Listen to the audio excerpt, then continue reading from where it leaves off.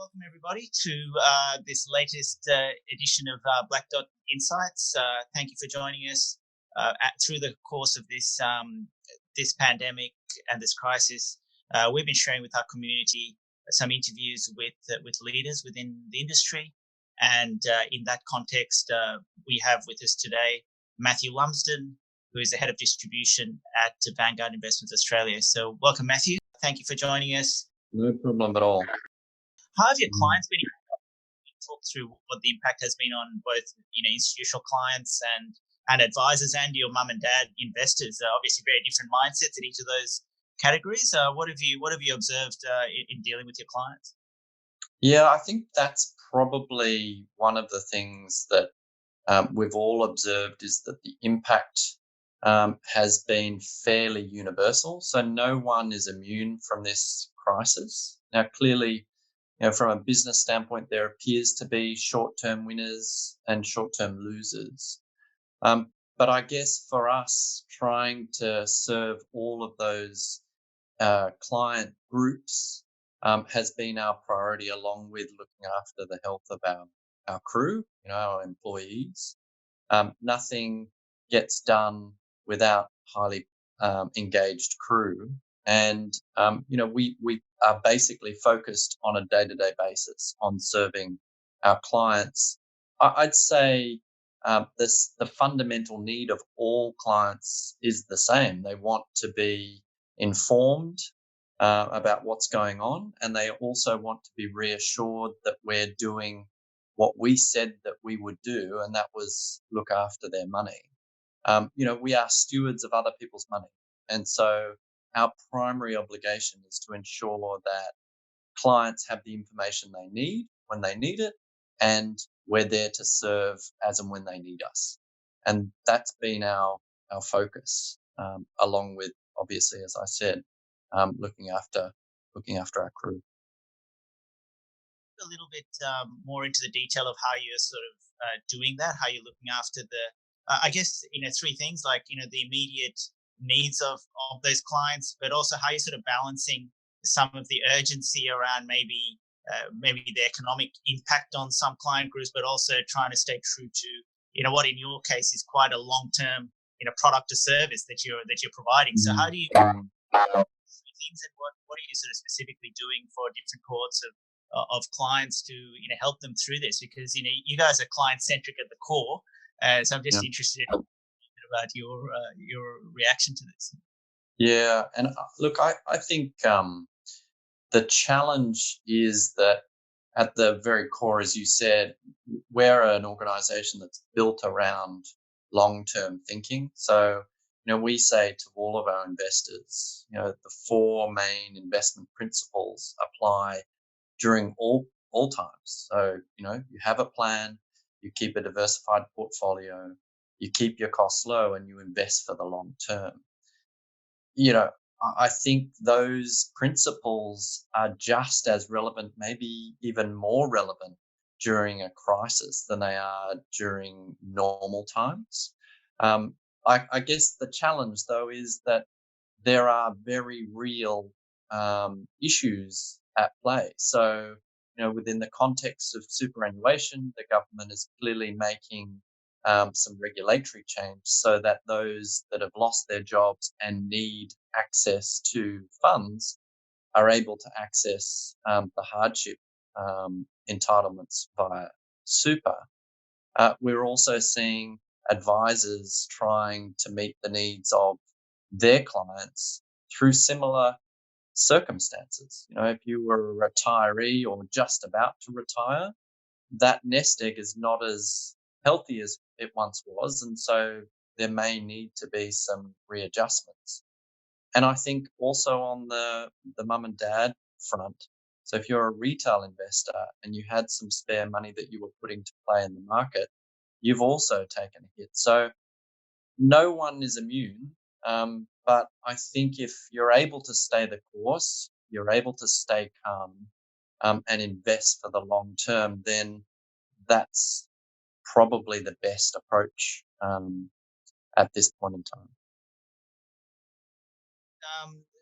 looking at investment management there, and this may be an unfair characterization, so please feel free to contradict me.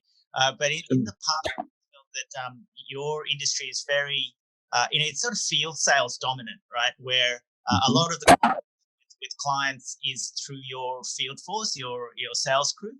How have you found, in terms of sort of innovating around that, and how you found the sort of barriers uh, to um, to your sales crew getting out there, and how have you sort of shifted your go to market strategy and execution off the back of that?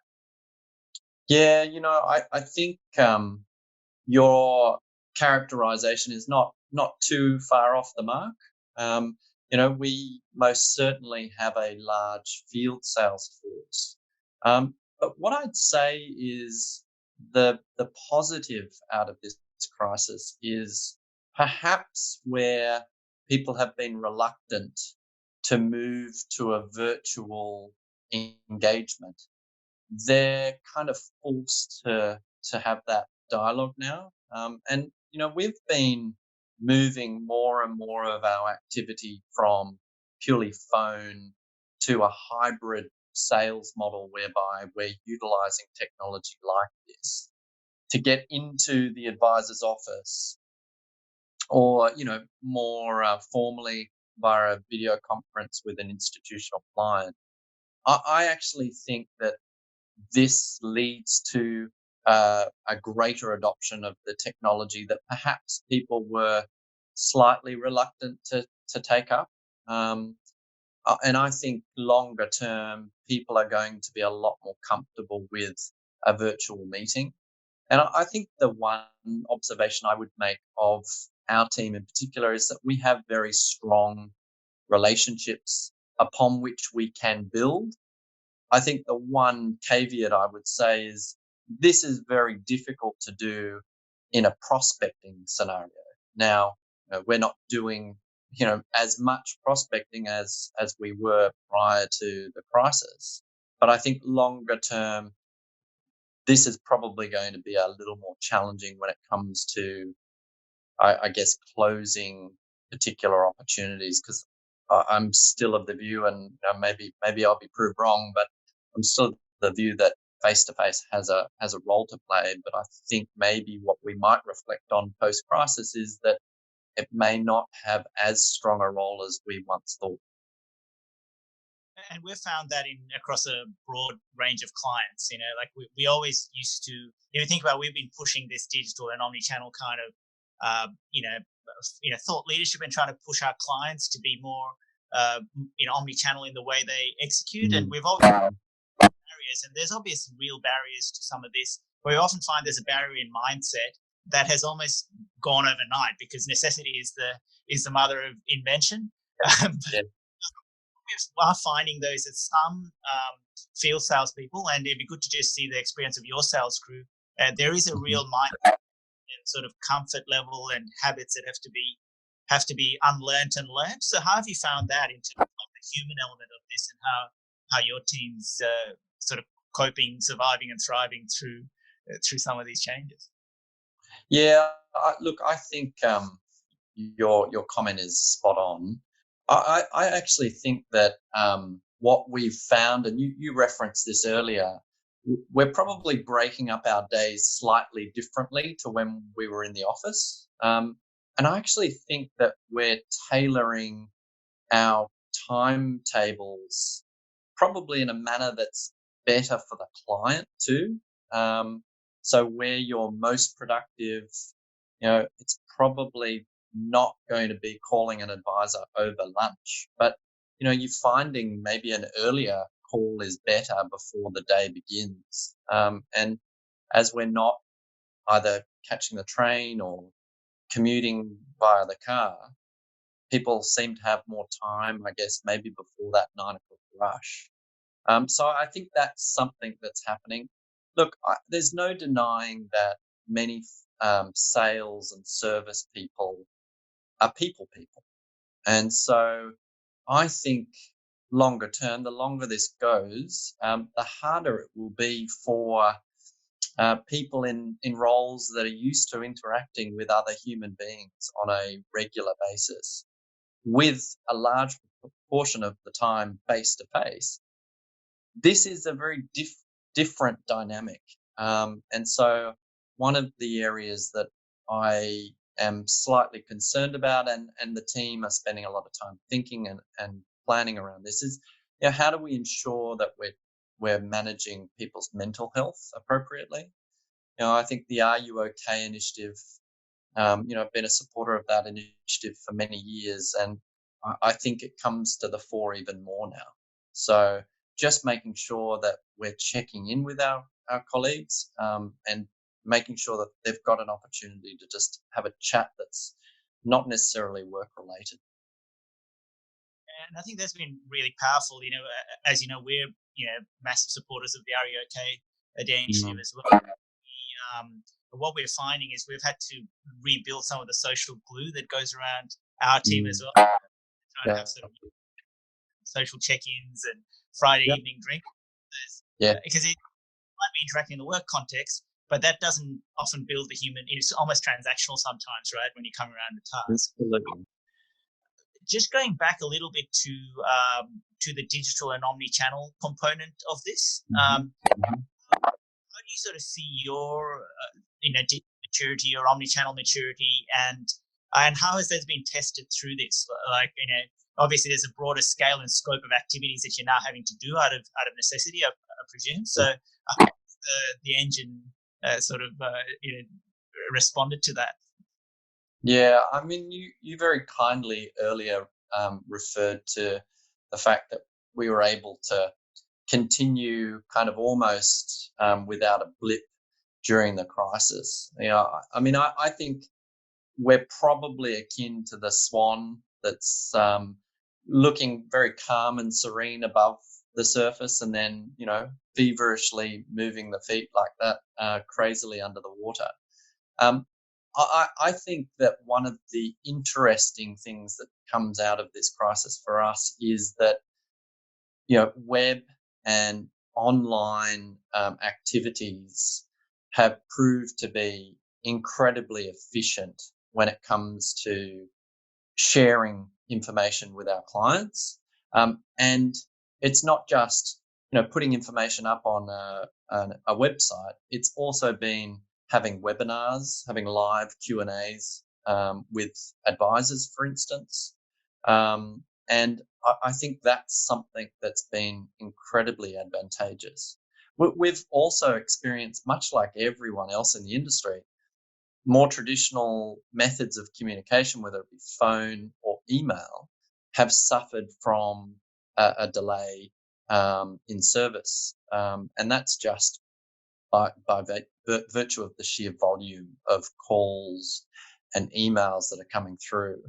And I think it's been quite interesting how, if you navigate the website, or quite frankly, if we build the website in such a way that the information is readily available, that can also lead to less calls and less frustration from clients that are looking for certain information and they want it in a timely manner. So I think that's been something that we will reflect on and improve upon as things go on.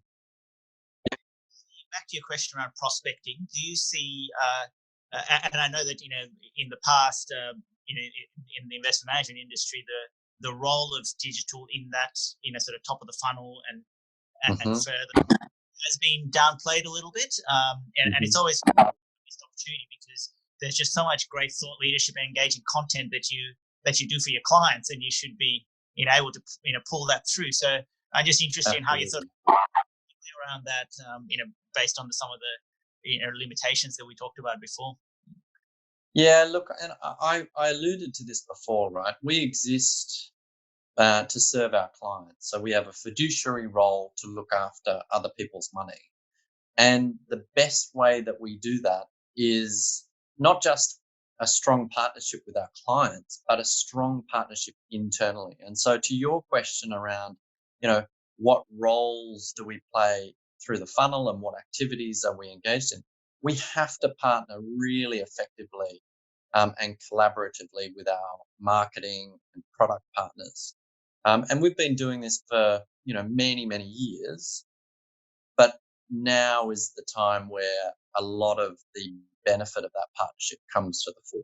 In terms of the speed at which we can operate, there's basic trust between the marketing, sales, and product teams, and so when there is a message that we want to get out quite quickly, that partnership has borne fruit. And what have been some of the lessons that you've learned through this? Maybe in terms of collaboration, maybe in terms of agility that you might be able to apply sort of going forward, either in the medium or maybe even the long term. Like, what have you sort of learned that you can share with us that you can take on? Yeah, I mean, I can certainly just speak to myself, but my personal reflection post crisis, or during this crisis, maybe I'm optimistically I keep referring to it as post crisis. This crisis, I think, has taught me that we don't necessarily need 90 or 100% of the information, and I reflect on Jeff Bezos and Amazon's 70% of the information is probably good enough, and we've certainly moved at a pace that exceeds our usual operating cadence, and we're a very conservative, careful, thoughtful organisation because, as I said, we look after other people's money. We're also long-term in our viewpoint, so it's always quality over speed. But I think we've learnt that we can make decisions more quickly than we ordinarily do, and so that's something that I'd like us to continue to see, not just during this crisis, but once we're out of it. I think the reason there's so much resonance between sort of your viewpoint and the sort of Black Dog view is because at the core we're sort of optimistic and growth focused, right, in what we do. So just interested in understanding how you see client behavior and preferences evolve as a result of this. There's a lot of changes that people are undertaking at the moment. How much of that do you think is going to be enduring versus where do you think that clients in the industry will sort of revert back to the old ways of doing things once we're back into the growth phase? Yeah, I think it's a really good question. I think it's going to be very different for each company and industry depending on how they've been impacted by this crisis. Clearly, our approach is going to be very different to an operator in tourism or the airline industry, for example. But that said, I think one of the things that we've certainly done, and I think this is something that many companies are doing, is just taking a step back and focusing on what's really important, and cutting your cloth accordingly. So not that we were ever investing in projects that were nice to have or frivolous, but I think these sorts of crises just focus the mind on what's really important and what benefit is going to be delivered to your clients. So for us, it's always back to, well, what benefit are you delivering to the client and what does the client want? And if you can satisfy those needs, then I think you're on the right path. And going back into your sort of internal dynamics, what do you expect that you've sort of implemented or have learned through this that you think will persist, versus where do you think there'll be a bit of a shift back to the old kind of ways of doing things? Like what's here to stay in terms of the changes to your go-to-market model?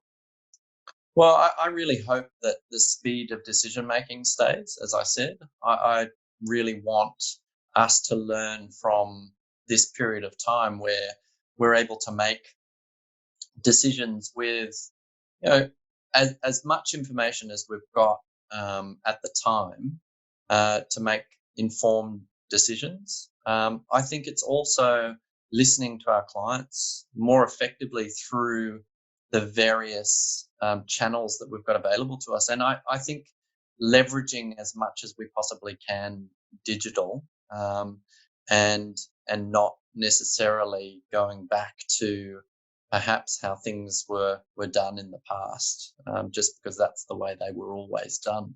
I think this is a perfect opportunity for us to try new things and see what works. And I think you'll appreciate this point more than most, that the data really gives you a pretty good indication as to what clients are responding well to. So building our infrastructure in such a way that we can leverage those insights is a benefit to the client. And definitely what we're seeing, not just with your industry, but more broadly, is that what's been really heartening and the sort of positive side effect has been that faster decision making, where people have had to respond, and often they responded strategically rather than tactically.